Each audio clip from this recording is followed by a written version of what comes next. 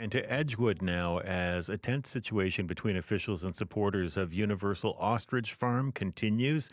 Now, the farm, about 100 kilometers east of Kelowna, has been the center of a long fight over the fate of its ostrich flock. Now, the Canadian Food Inspection Agency ordered the birds culled last December after an outbreak of the avian flu. 69 birds were killed then because of that outbreak. The farmers, though, have brought their fight to save about 400 surviving ostriches to multiple levels of court. The mother and daughter who co-own the farm were arrested and then released this week, according to the RCMP. The CBC's Caroline Barghout has been reporting from the farm. She is there now. Good morning to you, Caroline. Caroline, can you hear me? Yeah, I can hear you. Can you not hear me? Yes, I've got you now. Thank you. Oh, you got me now. Okay, yes. Do you want me to just walk you through what we're seeing so far? I would very much like that. I know the Edgewood Volunteer Fire Department has confirmed that crews were at the scene of the farm this morning. So what happened? Yeah, so actually, as we were driving up here, we could see a lot of, fire trucks and flashing lights. And essentially what we could see is that some hay bales had set on fire. The fire was out by the time we got here. We rolled up probably around 6:30 this morning. The fire was out. We don't know exactly how it happened or what happened, but the fire appears to be out. As we came around here, some of the supporters started to wake up. I was talking to one of the supporters a little while ago, and he says there's well over 100 people that are here. He and his son have been camped out for a couple of days, but some people have been camped out here for months. And there was also some Indigenous drumming here. So here, if you can see just over my right-hand shoulder, you could see some of the ostriches. You could see there was a group of supporters that were standing there drumming to the birds. Hoping to get some support. The RCMP are also here. They were called in on Monday as the Canadian Food Inspection Agency executed a search warrant here. The police are still here just basically to keep the peace and make sure there's no one obstructing. So far, it's been mainly peaceful. A few of the supporters were telling the RCMP to go home and just leave, essentially. But for the most part, people have been pretty friendly. All right. And just for our radio listeners, you're in front of a pen right now where we can see the ostriches behind you, and it's got a sort of wire fence around it, about 6 feet tall. Take us through the events that have brought us to where we are now, though. I mean, this has been a very active week there. What's been going on? It has been an active week. You know, as you mentioned before you threw to me, that people have been fighting, and the family of the farmers have been fighting to essentially save these birds now for 10 months. And the CFIA had ordered a cull in December. There's 400 birds that the supporters say are healthy. They don't appear to be ill. The policy of the CFIA, of course, is not to test them and just to order a blanket cull. And so they're hoping to fight this. They've gone through the courts, and so far they have lost all of their court cases.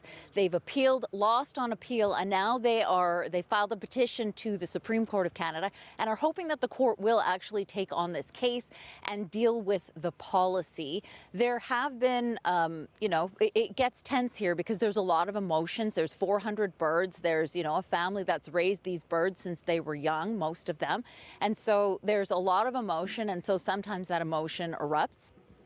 But yeah, we don't know when the cull will happen, and we don't actually know if the Supreme Court will take on this case, and we don't know how these birds will be killed, if in fact they are killed. And so there's a lot of unknowns, and emotions are running quite high here.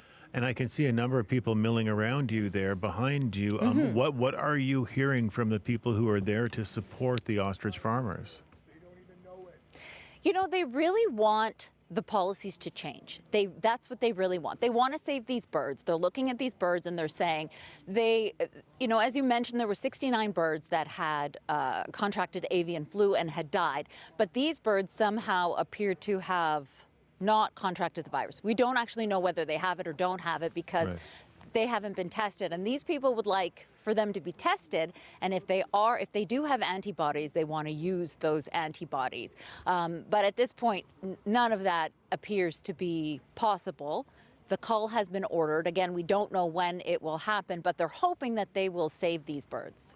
And so this is not so much about whether the birds are actually infected, but that they have been exposed. Is that it? That is it. And we don't know if they are infected. Right. They might have avian flu or they don't. We don't know because they're not being tested, and the farmers would like to test the birds, but they're not allowed to. And so that's part of the issue as well. They would like to have them tested to prove that they are safe, and they'd like to keep them. All right. And so that's what the fight is about. And we know that RCMP and CFIA are on the scene there. Have there been any more clashes between either of those groups and the supporters or the farmers themselves? I've not seen the CFIA officers, but we have seen quite a few RCMP officers here. We were actually speaking to one of the supporters earlier today, and he said part of the issue was that these birds had not been fed, and they wanted them to be fed. And Right. so because the farm owner and her daughter were arrested for being in the enclosure, they're not allowed to go in the enclosure. So how do you feed 400 birds if you can't get in there? I'm not sure if you can see in the background. They have these like feeding bowls all over the enclosure. And Yes. so you would have to physically go inside there in order to put feed in there. So one of the supporters was telling us that they finally convinced the CFIA to feed the birds, but that no one had gone in the enclosure and they just tossed the feed in there. And so they were upset about that. So yes, there have been some, I don't know if I'd call them clashes. Yeah. Some of the supporters would yell at the RCMP or whatnot. But yeah, emotions are running high for sure. And there's also a big sign behind you that says the world is watching, and this story has certainly been picked up by prominent, U.S. officials, TV personality, and federal health officer. Dr. Oz has been part of this. Why do you think, Caroline, that this has gained such a widespread response? I think it probably has a lot to do with the just the blanket policy of culling birds, and also probably about, they want to study these birds, right? The Trump administration and RFK had said, the health secretary had said, we should study these birds and find out how they were able to avoid getting sick and dying from the avian flu. And maybe they have some antibodies, and maybe the antibodies can be used to save other birds in the future. And so perhaps that's why there is interest. There's obviously international interest. People care about animals. And so, the idea of killing birds that could potentially be healthy is very upsetting to a lot of people, not just in Canada and British Columbia, in the United States, and potentially all over the world. All right. Caroline, thank you so much for your reporting this morning. We appreciate it. Thank you. All right, you take care. That is the CBC's Caroline Barghout reporting from Edgewood, BC, which is where the Universal Ostrich Farm is. That's about 100 kilometers east of Kelowna.